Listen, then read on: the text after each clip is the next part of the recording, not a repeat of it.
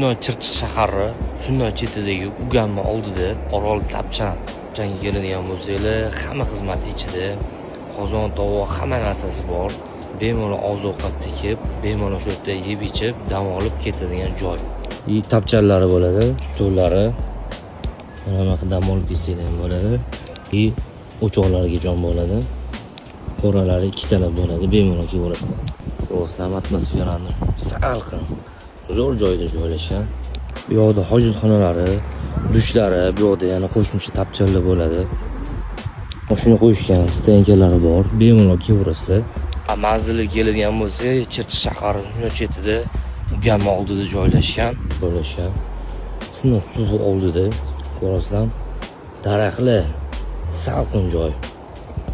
Lekin atmosfera zo'r, bemalol keladigan joyi, dam oladigan joyi. Tinch ko'rasizlarmi? Bu yoqda suv og'izlari bemalol eshitib turadi. Suv oldiga kelib, mana ovqatlarni solib qo'ysanglar, nima deyapti atmosfera.